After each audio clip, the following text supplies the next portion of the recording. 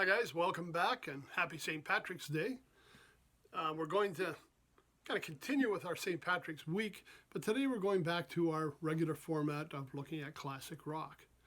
And over the years, there's been a number of bands, and this started back in the late 60s, rock bands that augmented their band with horns. I think of Blood, Sweat and Tears, Chicago, 10-Wheel Drive, Chase, and a band we're going to look at today, Lighthouse. Now, this band started in Toronto in the late 60s, and they were popular into the 70s. Now, their first year, if you can believe it, they played Carnegie Hall, Fillmore East, Fillmore West, the Newport Jazz Festival. They were invited to Woodstock.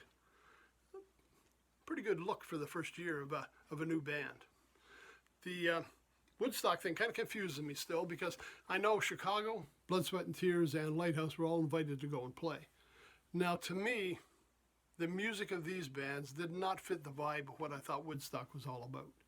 If you've seen the soundtrack or you've listened to the album, you probably know what I'm talking about. There was a whole particular feel about that. And I don't see how these bands fit in, but yet Blood, Sweat and Tears did go and they did a set there. Now, Lighthouse was a little different than the other bands. Chicago and Blood, Sweat and Tears augmented a rock band with traditional horns, trumpet, trombone, and saxophone.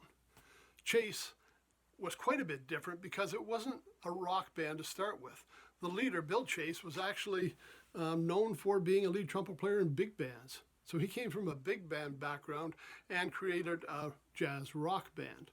And instead of the traditional trumpet, trombone, and saxophone, he ran with all trumpets. Excellent band, lots of excitement with those guys as well. Then along came Lighthouse, rock band, traditional horn setup of trombone, sax, and trumpet, but they added a string section. So again, a little bit different. Now, they've had lots of hits over the years. To me, one of the best albums, and one I'm going to pull out of my collection just to show you, is called One Fine Morning. And I think it was about the fourth album they had put out. And to me, this is actually what I would call their breakthrough album. A lot of great hits on here. Every song was a gem. Just to give you an idea, they had another album came after this that I do have on my digital devices called Sunny Days. And Sunny Days is kind of a classic song because I don't know if they do it now. I haven't listened to radio in years. I tend to listen to the kind of stuff you're hearing on the show. But back when I was listening to radio, there was three bands. Love and Spoonful, Mungo Jerry, and Lighthouse that had all recorded summertime songs. Love and Spoonful, it was Hot Town, Summer in the City. Mungo Jerry, in the summertime. And Lighthouse, Sunny Days.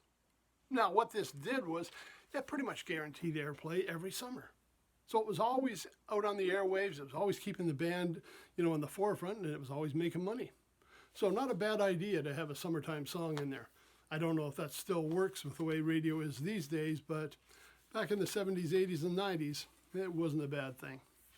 Anyways, let's go back to today's album, Lighthouse. Let's go just take a quick look at the personnel. One of the creators, or the originals of the band, Skip Brokaw, on drums and vocals. We've got Paul Hofford on bass, Ralph Cole guitar, Don DeNovo on viola, Dick Arman on cello, Louis Yakin on bass, Keith Jollimore on sax, flutes, and vocals, Larry Smith on trombone and vocals, Howard Shore on sax, Pete Pandaluk on trumpet, and Bob McBride on lead vocals. Now, to me, the band sounded best when we had Skip Brokaw and Bob McBride both. Bob McBride was an excellent vocalist and did a few albums with him before he kind of branched off and went solo on his own. The horn section varied. There was some real special players in there. I don't know if you remember Arnie Tchaikovsky. We talked about him with the Boss Brass, one of the great lead players from Toronto, a session player. He was in the original version of Lighthouse.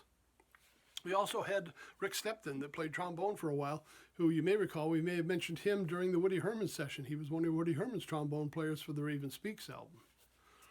So they've had a real variety of performers. There's something special on this set, though, with the performers they've got. And again, Skip Prokoff, Howard Shore were two of the original ones that were in the band, with Howard Shore on saxophone.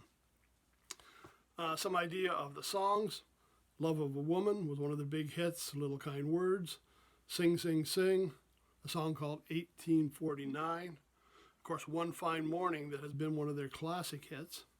Hats Off to the Stranger, another well-performing song.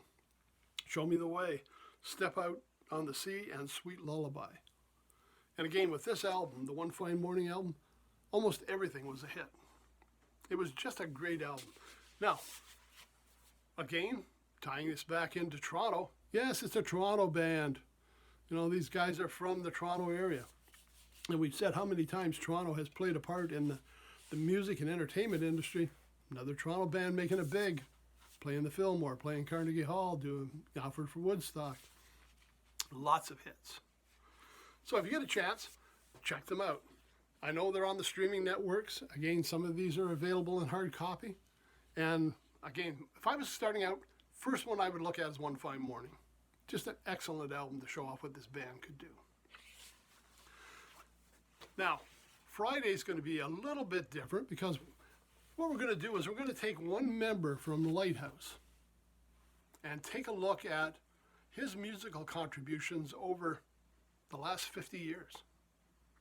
One of these fellows has been very successful and has done a lot of work as a composer, arranger, conductor, as well as a player. So Friday we're going to take a few minutes and just talk about his career. Another Toronto boy, of course, but someone that started out in a rock band and became a very accomplished musician.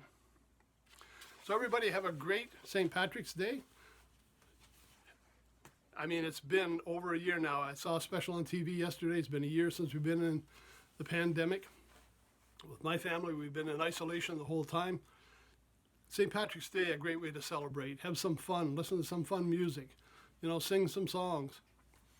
Still remember, want to wear a mask, be socially responsible, socially distant, and it won't be the St. Patrick's Day we've been used to, but let's celebrate the little chances we get to kind of forget the pandemic and just let the power of music wash over us. So we'll see you on Friday. Everybody have a great evening tonight for St. Patrick's Day. Take care and enjoy the rest of your week.